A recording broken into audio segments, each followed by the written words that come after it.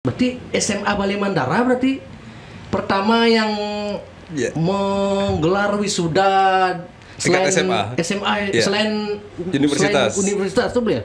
Berarti itu memang SMA Bali Mandara ditiru oleh sekolah-sekolah itu mungkin ya? Iya, tapi mereka tanpa memahami apa yang kita kerjakan. Om Swastiastu. Om Swastiastu. Wayan Setiawan dan Pak Nengah Sumerte. Wayan Setiawan ini baru habis jalan-jalan nih. Sud mau plesteran gitu Wayan. Kene cerita. Lu, sud beliau naik request lu kan Wayan masalah gas melon viral. Narasumber gojoh gitu. Beliau di sana undang Wayan Setiawan beli gitu. Oke, kayaknya ada apa Wayan Setiawan nah gitu. Onyang nak kangen aja monyet ya gitu. Nah, jadi Raga kalau membahas pertama soal yang trending topik lulusan yang wisuda. Coba yang Wisuda TK wisuda, SD wisuda, SMP, SMA wisuda. Kebetulan di sebelah Pak Yana ada mantan kepala sekolah Bali Mandara. Ini yang penyebab dari wisuda SMA, SMP ini. Kebetulan yang lihat status Facebooknya Pak Tengah. Oh, ini berarti SMA Bali Mandara berarti pertama yang menggelar wisuda selain SMA selain universitas tuh ya. Jadi seperti yang sudah saya tulis itu ya, sebenarnya yang kita lakukan itu kita nyebutnya graduation, jadi bukan wisuda. Itu adalah tahapan proses yang panjang gitu. Dan salah satu poin yang paling penting di sana yang kita lakukan adalah menunjukkan bahwa proses kita selama ini itu berjalan dengan baik. Jadi sekolah itu kan dulu bukan sekolah negeri yang 100% dibiayai negeri. Jadi waktu itu kita dari Yayasan Putra Sempurna Foundation yang kemudian kita ada sponsor. Jadi sponsor itu ada Bank Mandiri, CIMB Niaga, dari Exxon dan segala macam waktu itu. Jadi graduation itu adalah showcase, pertunjukan lah kita bilang kepada para semua pihak yang terlibat dalam pembentukan dan penjalanan sekolah itu yang membiayai dan segala macam, agar mereka tahu proses yang kita jalani seperti apa dan hasilnya apa gitu. Artinya kalau misalnya kita bilang kayak final report lah, laporan akhir bagi para penyandang dana tanda petik donatur pemerintah gitu. Dan di samping juga yang seperti yang saya sampaikan itu memberikan boost yang luar biasa pada anak-anak itu untuk meningkatkan rasa percaya diri mereka.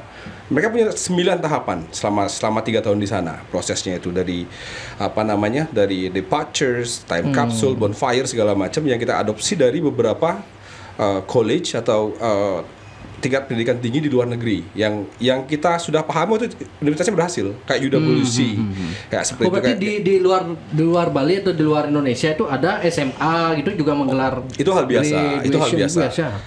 Tapi yang digelar SMA Bali Mandara ini kayak wisuda mahasiswa itu toga gitu pakai toga dan segala macam. Berarti itu memang SMA Bali Mandara ditiru oleh sekolah-sekolah itu mungkin ya? Iya, tapi mereka tanpa memahami apa yang kita kerjakan. Itu adalah titik. Oh, berarti mereka niki ingin meniru SMA Bali Mandara tapi tidak paham apa yang sebenarnya poin-poinnya nih ya. Jadi kalau kita bilang graduation kita itu misalnya kita undang itu sponsor.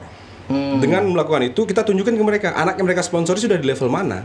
Ternyata mereka sponsori selama 3 tahun tuh prestasinya sampai ini tingkat internasional dan segala macam. Kemudian ketika dia tamat dia dapat universitas dengan beasiswa di tempat A, tempat B, sehingga kita bisa mengencourage mereka untuk membiasiswai lagi anak-anak generasi berikutnya. Itu salah satu poinnya. Dan kemudian kalau kita ngomongin pemangku kebijakan, itu semua bupati kita undang, gubernur kita undang untuk nunjukin anak-anak miskin di daerah mereka. Bupati gubernur datang. Gubernur hampir selalu datang ya. Kalau bupati tentatif. Pak Mangku Pastika waktu itu ya. Iya, Pak Mangku Pastika. Kita tunjukin bahwa kinerja yang kita kerjakan di sana itu ini loh hasilnya. Jadi kebayang nggak ketika anak itu mereka sudah selama 3 tahun mereka diedukasi di sana, ketika tamat kita bisa umumin 60% sudah dapat universitas. Yang dapatnya juga ada yang di universitas yang bagus-bagus yang secara nasional sudah sangat dikenal gitu.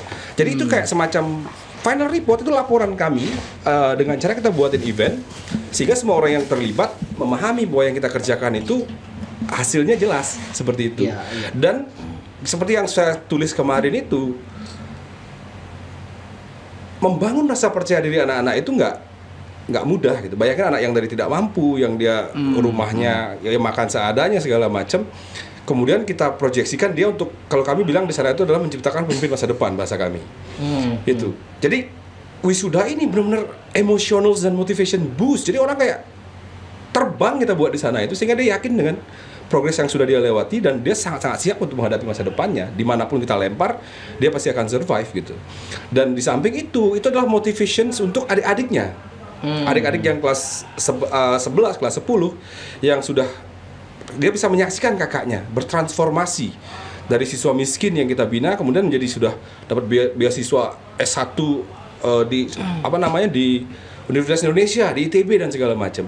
Jadi mereka terbangun rasa percaya dirinya bahwa orang yang seperti itu bisa, saya jika mengikuti jalan ini juga pasti akan sampai di titik itu juga gitu. Jadi yang kita kerjakan itu bukan semata-mata untuk hura-hura atau pameran segala macam. Gitu ya? Iya. Dan itu kita kerjakan dengan sangat low cost, dengan sangat biaya yang sangat rendah. Biayanya bukan tidak ada biaya dari orang tua. Itu semua sudah di angkatan pertama, kedua, ketiga, keempat bahkan itu masih dari Putra Semana Foundation, dari yayasan di Jakarta. Dan itu pun kita nggak ada yang wow gitu ya. Jadi mereka kayak anak-anak ya dia pakai kebaya biasa saja. Kemudian kayak makeup dan segala macam itu dilakukan oleh anak-anak adik kelasnya, karena kita punya klub di sekolah itu kayak makeup artis, penari segala macam, semuanya bisa melakukan rias gitu. Nggak ada biaya apapun yang keluar, paling cuma beli sendal aja, wedges dan segala macam biar matching gitu loh. Yang laki-laki cuma pakai baju putih, celana hitam, pakai toga, sudah nggak ada jas-jasan gaya-gayaan segala macam.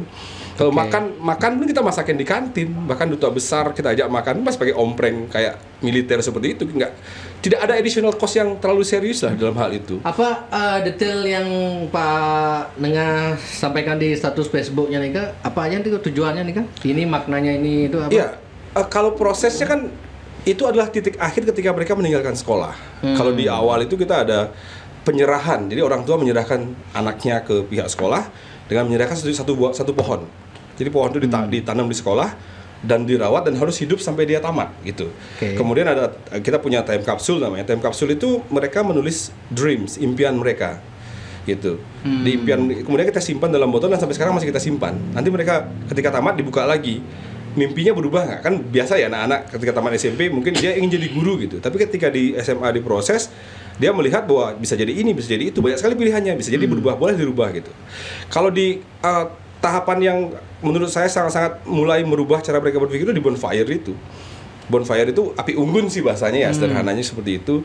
Mereka kemudian menuliskan semua tantangan, kendala yang kemungkinan akan menghambat mereka mencapai rencana masa depannya, seperti misalnya miskin, kalau misalnya belum pintar, fasilitas tidak ada segala macam, semua itu ditulis.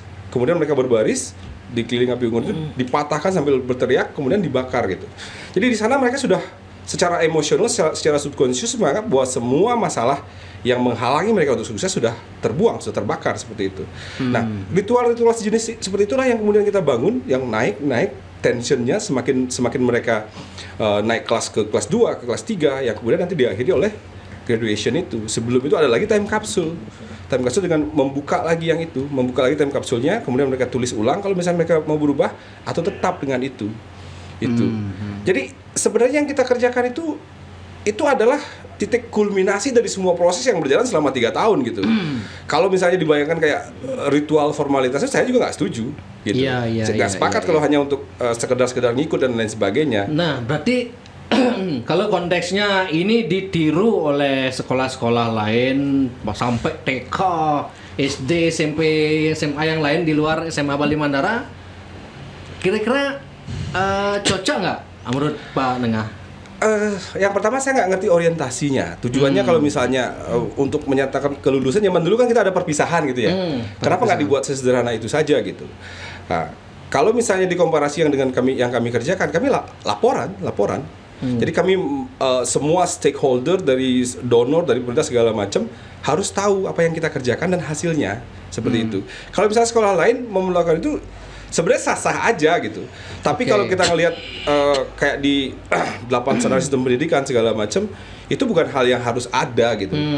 Dan kami pun apalagi memberatkan orang tua. Benar sekali. Banyak mengeluh karena kalau nggak dipenuhi anaknya nangis, ngambek karena teman-temannya juga harus begini. Ada yang bahkan ada yang sampai ke salon dan lain-lain. Biaya yang gede. Saya punya teman sendiri yang protes ke saya. Kenapa sih sekolah itu harus buat seperti ini gitu? Itu ya seperti yang dibilang tadi.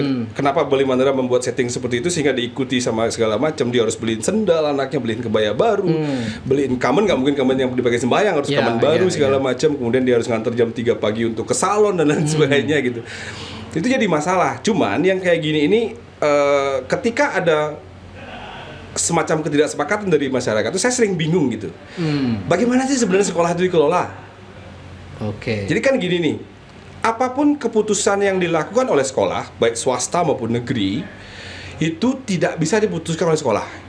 Yang di luar 8 standar pendidikan ya, yang di luar aturan kementerian dengan sistem pendidikannya. Jadi mau melakukan sesuatu gitu, sekolah nggak bisa menentukan sendiri. Pasti harus dengan komite dulu. Komite itu kayak pengurus parpolnya orang tua lah di sekolah itu. Mereka minta kesepakatan. Kalau misalnya disepakati, biasanya mereka mengirim surat surat pernyataan ke orang tua siswa untuk dibilang bahwa saya setuju, saya tidak setuju, saya setuju, saya tidak setuju. Kalau misalnya mostly setuju, ya itu harus keputusan yang harus dilakukan gitu. Tapi kembali kepada urgensinya, ini tujuannya ngapain gitu? Ngapain hal ini harus dilakukan? Kalau memang tidak dilakukan, apakah jadi masalah gitu? Harusnya kan jawabannya tidak. Itu bukan sesuatu yang harus ada dan semua sekolah harus mengikutinya gitu. Dan agak latah juga ngelihat kalau misalnya oke lah kalau SMA misalnya dianggap itu bisa memberikan domino effect dan segala macam ya ke adik kelas dan segala macam. Tapi SMP, SD, TK itu ngapain gitu? Memang kalau kita ngomongin di luar negeri kan memang semuanya bebas-bebas aja ya. Mereka bisa melakukan apapun yang mereka mau karena masyarakatnya sudah aware tentang hal itu. Kemudian secara finansial juga nggak masalah gitu. Ya di sini dalam keadaan ekonomi seperti ini, kemudian ada pengeluaran biaya tambahan yang nggak harus ada, itu menurut saya beban gitu. Saya nggak sepakat dengan hal itu. Dan Pak Yan Setiawan, gimana komentarnya soal TK, SD, SMP, SMA? Ada wisuda nih ribut nih Pak Yan di Facebook, orang tua siswa curhat. Ian Rago kan sebenarnya sing kita nanggapin tuh ya. Bagi Raga itu hal biasa kan lah. Satu yang harus disadari. Biasa itu. Ya bagi saya biasalah, apa yang perlu diributkan hanya masalah begitu. Seperti disampaikan Pak Ngah tadi, sekolah itu sebelum memutuskan sesuatu itu biasanya memang membicarakan dengan komite. Saya mantan anggota komite di satu sekolah. Oh iya, kalau udah terjadi berarti dia udah ya, sepakatan. Biasanya kalau ribut itu kan ada 1-2 yang sing milu rapat gitu atau udah gimana. Rapat tapi sing juari ngomong curhat di Facebook. Ya tahulah sekarang zaman medsos, netizen maha benar.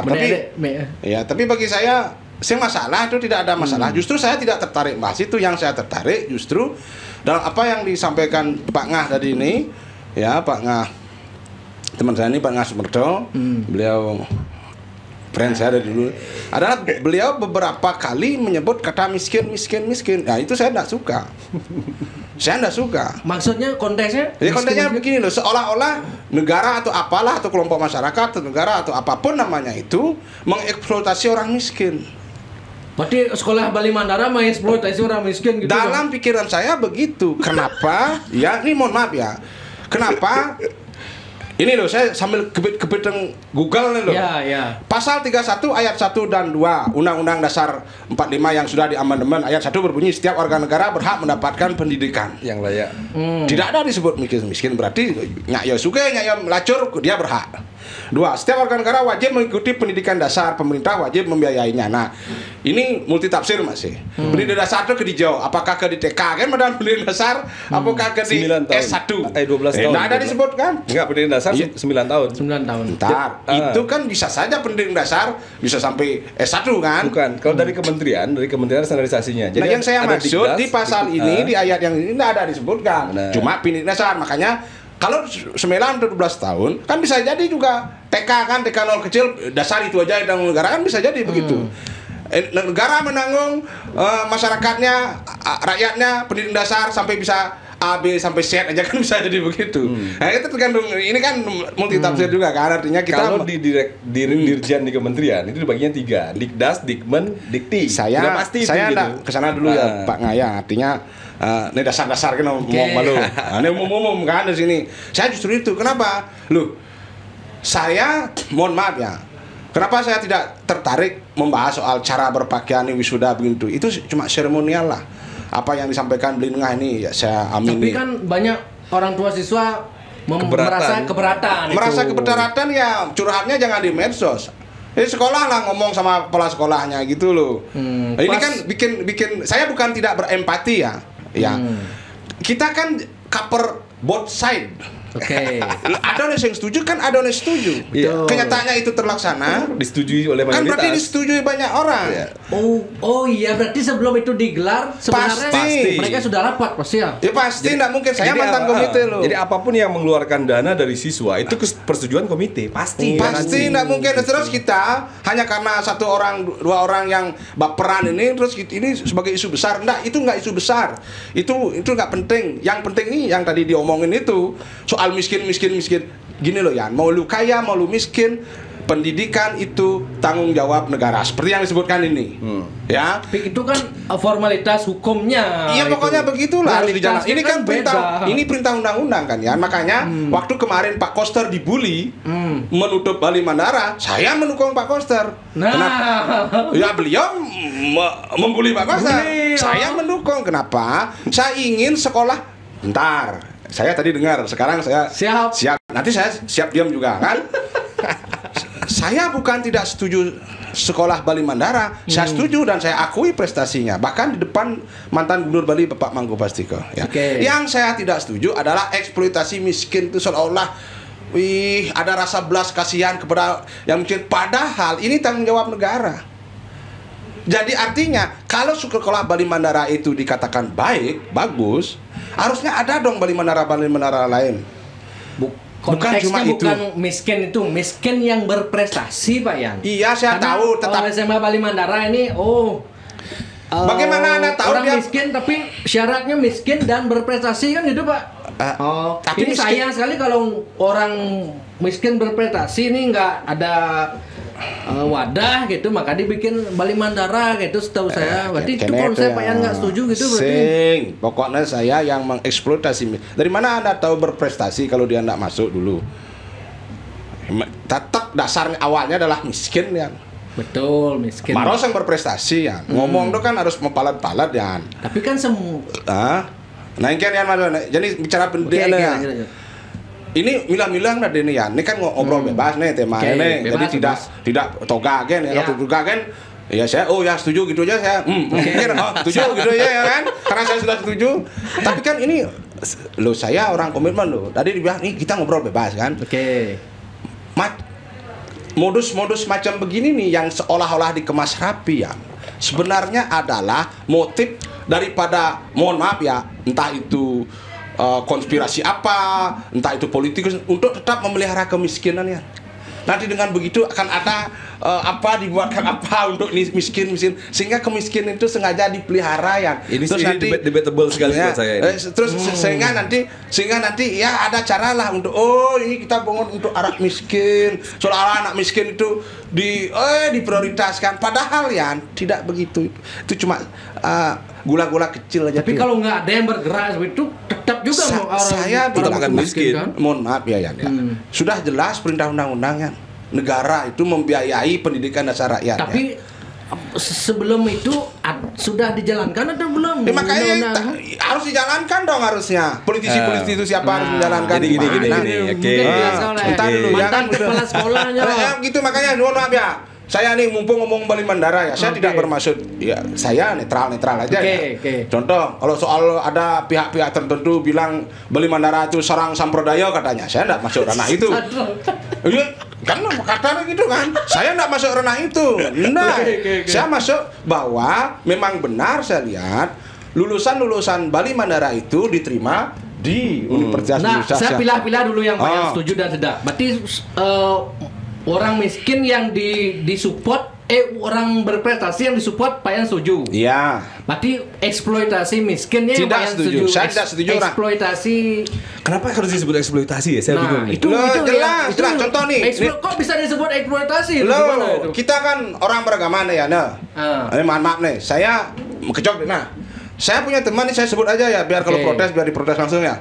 Beli Arif tuh yang Anom atas nama orang miskin. Yang di Facebook. Ya, kan beliau relawan yang suka bagi-bagi nasi bungkus kan.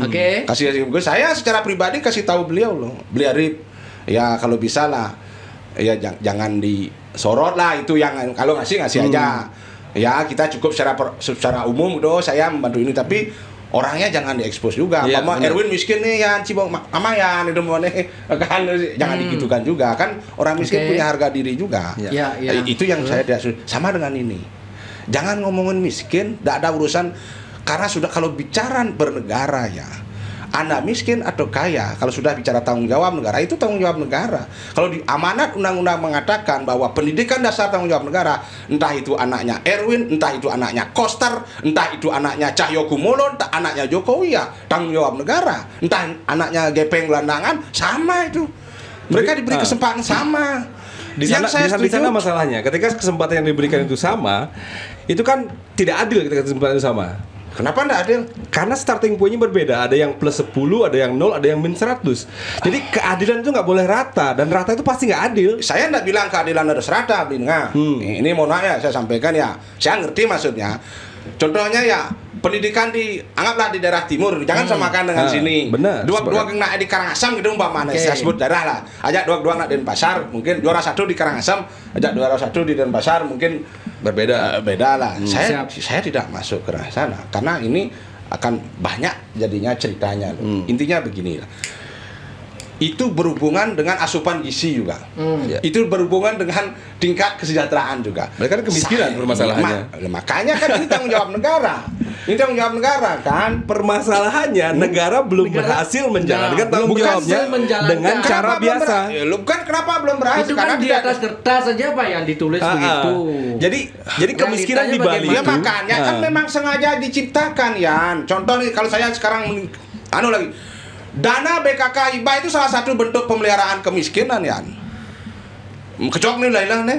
Makanya saya bilang memang itu yang diingini politisi, termasuk mungkin yang diinginkan oleh politisi-politisi macam Pak Mangku Pastiko mungkin salah satunya. Maaf nih saya sebut ya. Jadi harus ada tetap orang miskin yang harus dikasihani gitu loh. Ini kan kebalikannya. Jadi kebalikannya. Bukan. Karena begini. Program Anda yang berbuih-buih itu, yang kelihatan seperti malaikat penolong itu hanya laku pada orang-orang miskin. Tapi realita kan itu loh. Jadi kalau orang sudah sejahtera, tidak mungkin orang masukin anaknya ke Bali Mandara. Bisa jadi Santo Yosep. Kalau Erwin sugih neng lapang hasil liu ngabawa ARP terbaru iPhone 17 umpamanya. Yusuf kalau hasil di Bali Mandara jamin saya. Analoginya begini lah ya.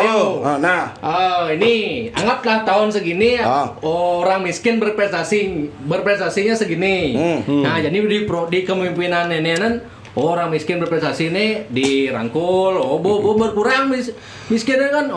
Tahun ajaran berikutnya kan berkurang terus. Kan tidak menciptakan kemiskinan.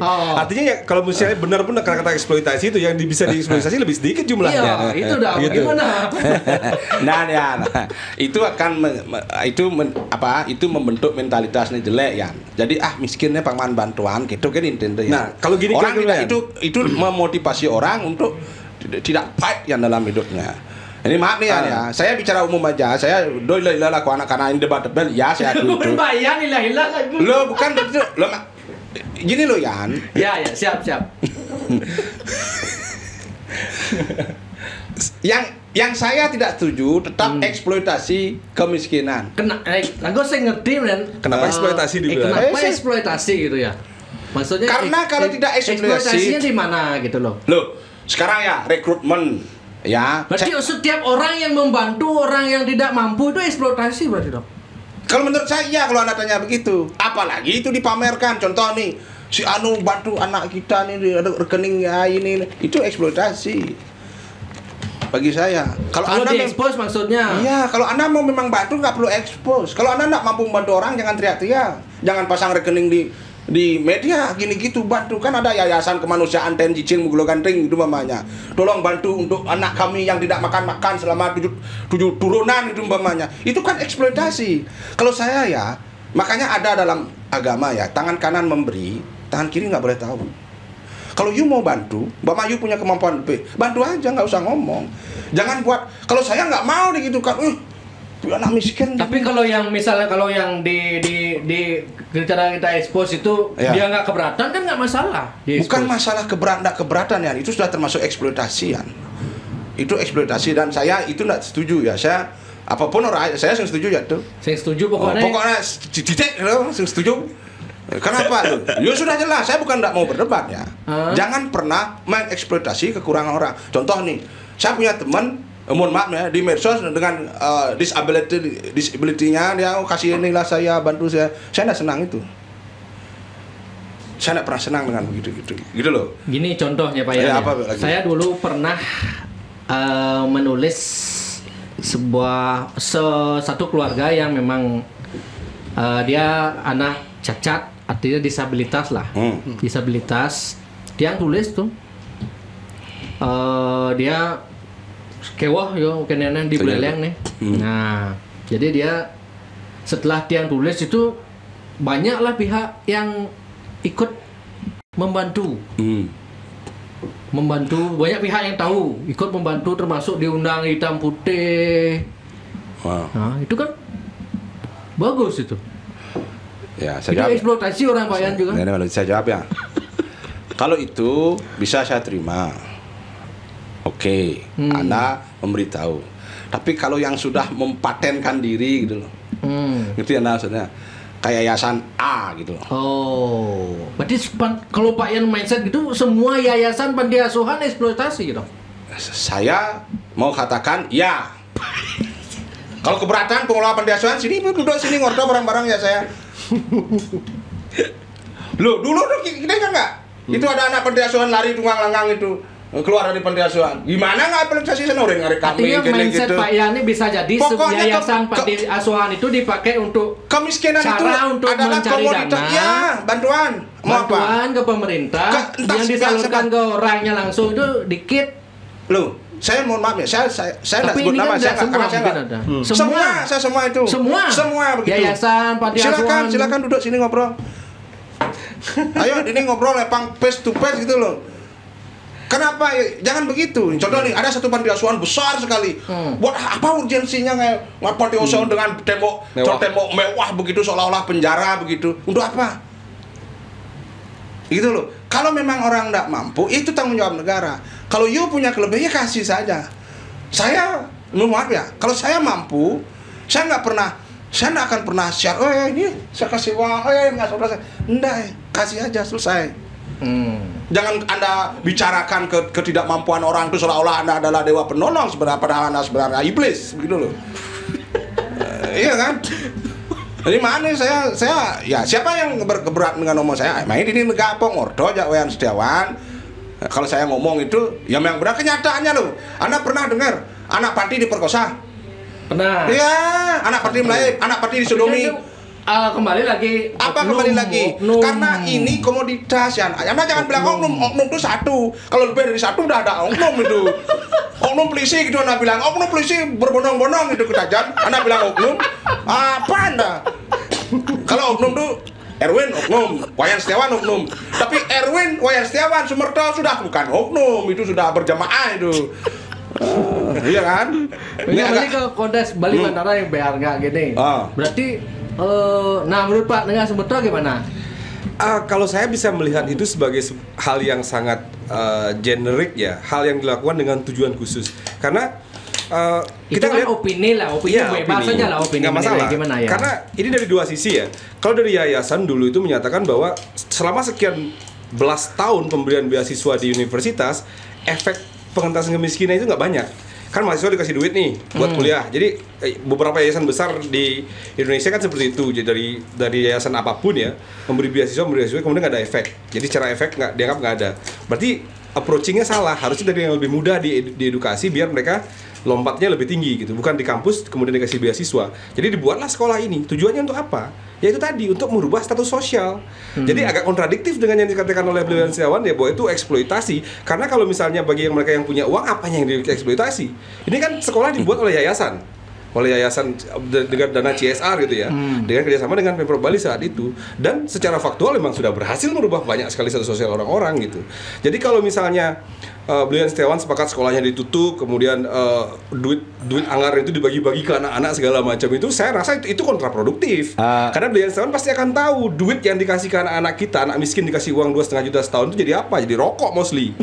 Ayo taruhan. Ya kan? Ini saya pelan-pelan ya. Yang saya tidak setuju adalah miskin-miskin itu disebut berulang-ulang, makanya itu saya sebut eksploitasi. Menanggo apa kata yang dipakai untuk padanan atau apa? Ya nggak usah terlalu ditonyolkan lah bahwa ini untuk anak miskin yang nggak usah gitulah. Mungkin sekolah Mandara untuk merangkul orang berprestasi gitu maksudnya. Bukan begitu. Umpamanya Bali Mandara itu yayasan ya, Yayasan Bali Mandara itu kayak, ya kan? Yang lain-lainnya itu di bawah tangan, nggak usah ngomong lah. Itu kan internal yayasan sendiri yang nanti kebijaksanaan apa. Tapi jangan di publisitas itu miskin seolah-olah miskin itu sebagai komoditas. Saya dulu ya pernah miskin, sekarang pun saya sekarang sudah kaya. Ya, siap. Ya, setidaknya perasaan saya kaya. Ya kan? Itu loh, saya pernah pada posisi itu. Dan saya tidak akan, kalau saya pribadi, kalau saya terus itu tidak mau saya punya harga diri gitu. Oke. Itu loh, jadi tolonglah, ini mohon maaf kalau kita bicara pendidikan, satu yang kita bahas ya soal wisuda wannabe itulah. Wisuda wannabe itu tidak usah lah itu not a big deal, not big issue. Nah, saya pengen statement konkret dari Wayan Setiawan, harus dilanjutkankah, dibiarkankah? Kalau menurut saya begini, itu ada fenomena, nanti juga hilang sendiri. Oh gitu. Siapa yang akan bicarakan? Tidak ada, itu bosan sendiri nanti. Kayak lato-lato, sekarang siapa yang main lato-lato? Ada. Ada kan, nanti kan dia sendiri. Tapi jangan kita hanya pada casingnya, kita pada isinya lah. Yang substansinya apa. Tapi Pak Yan setuju peseng? Ada. Saya kan sudah bilang. Mana Pak Yan kelas kudo? Anak kudo apa nak? 4. Ada yang wisuda bu? Dulu ada. Wisuda apa? Wisuda TK. Oh wisuda. Pak Yan kena pes kan? Kena. Kudo nak sing kan kira kebayar aja. Protes ya? Wajar protes. Itu konsekuensi saya sebagai orang tua. Ngecrot kan kena demen gay kan pernah sing tanggung jawab ya. Berarti saya protes. Loh, itu kan sudah dibicarakan ya. Kita diundang, orang tua ini diundang. Waktu Pak Yan diundang nonton. Setuju lah. Setuju? Iya. Anak-anak juga senang. Anak-anak demen yo. Oh gitu. Apa anda cari di dunia ini kalau nggak kesenangan? Bukan anak-anak itu demen, gimana apa? Emang frame berpikir itu harus anda paksakan ke orang lain. Sepanjang mereka senang ya sudahlah. Makanya saya bilang, yang protes-protes baperan di medsos itu mungkin ya sing milu rapat. Ya. Dua sing milu rapat tapi sing bani ngomong. Sing bani ngomong ya mungkin.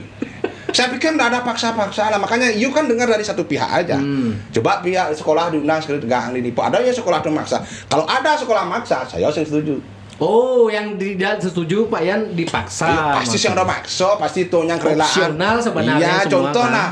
Jadi digede-gedekan orang study tour gitu umpamanya. Dibilang masa enggak, orang itu sudah nabung dari kelas 1 kok. Nggak, tapi kan bisa dibuatkan surat edaran dari Dinas Pendidikan lah kepada sekolah-sekolah semua agar tidak menggelar itu, cukup perpisahan. Kenapa harus diseragamkan ya? Lo kita ini beragam tuh bagus tidak ya. Memberatkan kan ya. Tak cuma gitu kan gitu loh. Justru berat bobling 9 bulan mekan cerana. Kalau itu Anda bilang kan bebek Anda enggak jadi orang tua gimana Anda? Tak meliang toga panah besi terus Anda ngomong kuar-kuar soal dunia kiamat ini berat. Kan saling ini bukan saya yang berat. Saya menjembatani. Itu. Nah, ini kan mohon maaf ya Yan ya. Ini kan cek Bali kan media ya. Anda harus cover both side dong. Beriman. Ini kan bukan cover both side. Nah makanya saya bilang itu nggak urgent. Nggak penting banget gitu kan hilang pendidik gitu loh. Justru yang lebih urgent tuh gas melon gitu loh Yan. Hajat hidup orang banyak gitu loh. Nanti kita bahas. Nah itu soal tajan itu tuh urgent karena itu menyangkut hajat hidup orang banyak. Apalagi yang soal yang ini nak cuma apa gimmick kan ya. Gimmick. Ya, gimmick orang pangdeman menati kan. Itu saya sebut wisuda wannabe loh. Pangdeman ya kan disampaikan biar untuk motivasi kan. Deman nanti pang anak-anak tuh lah cita-cita saya nanti jadi guru besar lah. Nanti setelah saya jadi rektor saya tidak akan korupsi. Kalau saya terbukti korupsi saya tidak akan mundur gitu umpamanya kan. Bisa jadi kan. Nah, itu motivasi gitu loh. Sate lu makan. Ya, ya seperti itu, jangan itu di seolah-olah. Payan makan babi lah, ngorangin makan haram gitu. Weh, jangan Bu. Kan seperti itu. Selama Pak Yan ke keliling gini, ada yang nggak Pak Yan? Apa? Oh, Pak Yan ini di Bali kan bos saya. Banyak yang Kalau di luar Bali? Iya. Ada di Mahi. Di Jawa? Di Mahi, Semarang, kenal. Oh, serius? Serius? Oh, di Engkena Pak Yan? Emang setuju kok. Enggak, Pak Yan yang liatin, oh ini saya punya. Saya dilihatin bukan saya. Engken batnya ya. Kayak si Anu ya. Ini mohon maaf nih, tapi biasa heng-heng masalahnya. Pak Yan, Bapak yang gini itu ya gitu? Ya. Nih. Sampai gini. Ini nih. Sampai dikirim saya nih no. Oh, ini kan Erwin nih. Oh, ini. Coba lihat nih. Apa itu? Apa saya ngirim pas siapa tuh? Pokoknya dia yang ngasih tahu, pokoknya memang benar kok. Betul. Ada lagi yang lain. Dari mana nih, Pen? Cimahi. Ciamil. Halo. Jadi justru memang benar begitu. Orang-orang kita itu semua ya, nggak peduli agamanya ya, entah itu Hindu, entah itu Kristen, Katolik, Buddha, Islam, apalagi yang mayoritas. Ya memang kita munafik. Ini haram. Kalau sogok-sogokan gitu umpamanya, selesaikan di tempat halal. Gimana itu kan nggak benar. Iya kan? Saya menyampaikan yang benar, nggak masalah. Apalagi? Itu yang membuat. Ya makanya sebenarnya ya, ini mohon maaf. Jadi disebutkan juga ada anggaran pendidikan 20%. Sudah tuh direalisasikan, Bo?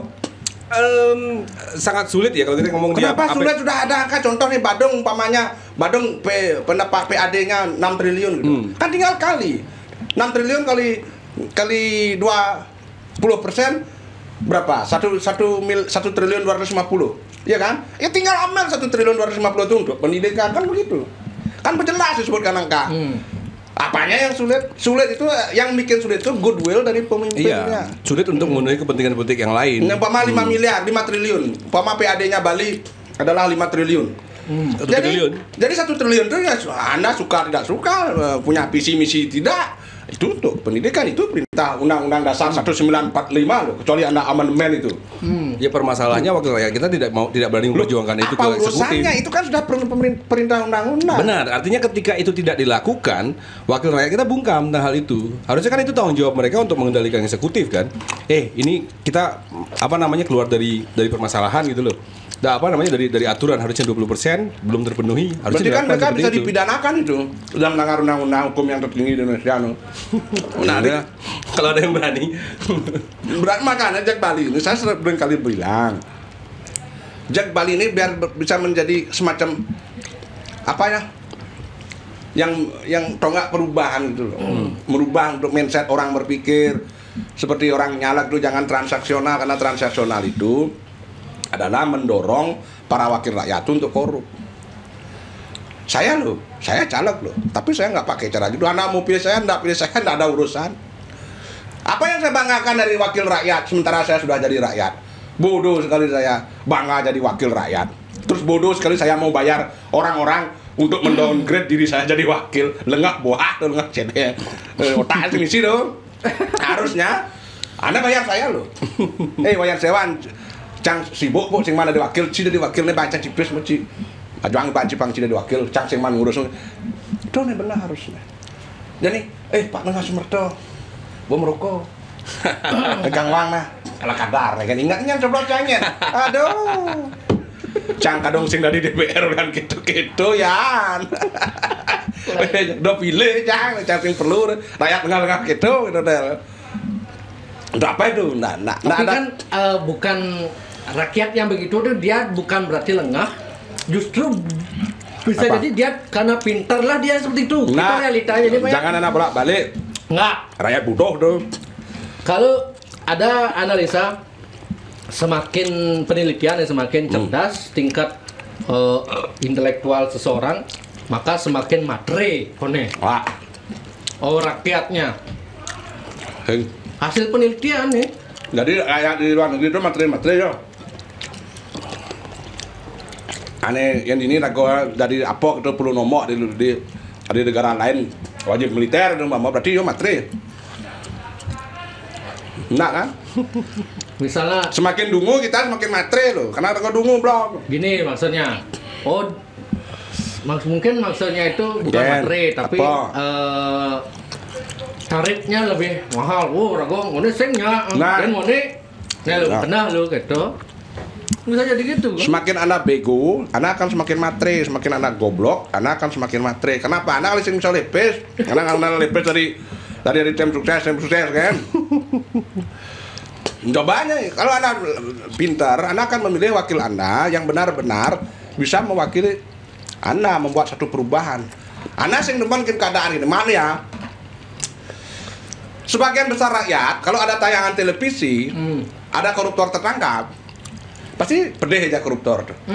Iya kan? Hukum mati gitu bebannya. Tapi faktanya rakyat sendiri nih milih calon-calon koruptor tuh. Apa man kan sih masuk akal tuh. Itu loh Yan. Ini makanya kita ini dianugerahi akal ya. Akal tuh harus dipakai. Kalau yang dengar-dengar cerita-cerita anggota DPR yang lolos dengan duitnya yang ngeri-ngeri itu realitanya Pak? Iya. Mau miliaran. Bukan mau nggak mau, mereka nafsu. Mereka nafsu. Ke provinsi minimal 4 miliar itu. Iya, anak ya dot. Aku kan yang orang dot. Sing sebenarnya dot. Kenapa saya melaksanakan apa? Saya menjalankan hak dan kewajiban saya loh. Hak dipilih dan kewajiban memilih kan gitu. Kan tadi 5 tahun saya nggak salah kan saya. Terlepas sekarang ada yang milih atau enggak itu urusan rakyat, tapi saya menyodorkan hal yang lain. Satu, saya nggak pasang baliho. Saya nggak begitu kuat-kuat, pilih Wayan Setiawan yang boleh Setiawan rubah mungkin nggak bisa. Emang siapa saya Superman? Singidang bisa aja nanti begitu masuk Wayan Setiawan korupsi kan nggak tahu ya kan? Nah, pada itu Win ada proyek ini Win cuma Win gitu. Komisi Bang Rago 30% Win, potong malu 30% Win gitu. Kan bisa jadi kan? Tapi setidaknya saya kasih opsi lain. Kalau Anda mau DPR itu bersih, pilihlah calon-calon yang bersih, yang low cost gitu. Kalau toh juga nggak perlu. Tidak semua masyarakat paham, tahu. Inilah gunanya Jak Bali, mencerdaskan kehidupan masyarakat. Jak Bali, fungsi itu fungsi. Rago pun sebagai Jak Bali senawa lemuannya besekan bersih gitu. Kita nggak tahu. Memang kita nggak betul-betul tahu ya. Tetapi kan ada rumusnya ya. Apa rumusnya? Nah, rumusnya kan begini. Contohnya, kalau biaya pembuatan air mineral ini adalah 5.000, kan nggak mungkin dia akan jual 4.000 ya. Oke. Paling nggak dia jual 5.500, 6.000. Kontraknya ya. Ya begini. Kalau orang jadi DPR nayol 5 miliar, kan dia berpikir kengkel pencambang balik gitu loh. Minimal begitu ya. Tapi mungkin yang mau DPR tenang. Oh, berarti kalau ada calon yang ngasih bantuan terima tapi dia pilih kita maksudnya? Saya nggak nyuruh gitu, terserah mau anda pilih terserah lah. Hak Anda itu. Gitu loh. Kena anda milih, kena anda saya cuma bilang saya tidak melakukan itu. Saya tidak mengenai baliho, saya asing tim sukses saya adalah rakyat. Kalau rakyat mau saya terpilih, mereka akan membuat jaringan sendiri. Nih mau pilih lu ngasan, marah diraso kan? Kenapa saya bilang marah diraso? Karena saya sing terpilih kan. Dan mau terpilih marah kau tawangan gitu. Bisa kan setelah terpilih saya kacamata selam merokok gitu. Nyene kan bisa kan gitu. Cara itu nyene to. Kuranan telu gitu. Bisa jadi kan. Tapi setidaknya modal saya low. Nah kan sekarang ada PPATK, ada LPH apa namanya itu. Setiap pejabat itu melaporkan, contoh nih saya kalau di pejabat nih, kan saya melaporkan harta kekayaan saya ya. Apa cinglan utang di LPD mone di bank anu mone, pemasuk cimone man kan betul. Cing lah tabungan mone, ciutang mone itulah kekayaan Anda kan. Nah nanti kan bisa dilihat itu.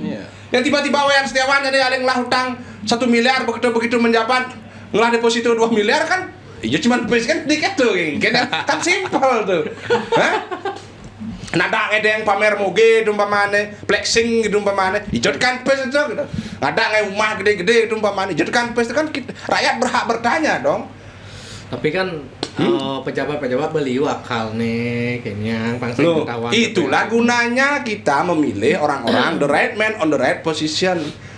Kan jelas lebih dua polisi kan maling gitu umpamane. Masa belum polisi kan maling ya? Ya kalau memang ada pejabat yang pintar begitu adalah KPK, adalah PPATK. Kan semua alirannya tuh kan seharusnya dibuatlah undang-undang pembuktian terbalik. Contohnya Erwin yang Tidak lapor setujui. ya karena ya maling. Kan maling setuju, serah nih panen nih jocangnya kan ada maling gitu. Gimana nah justru kita siapkan infrastruktur gitu loh, infrastruktur hukumnya gitu loh. Gak yo undang-undang pembuktian terbalik. Ini Wayan Setiawan di DPR cing lapis mone kan peci. Oh caman gaji mone, tim suksesnya nyuang mone, anggo cangkene mone untuk biaya kene mone, si singam si so mone. Kan seperti itu.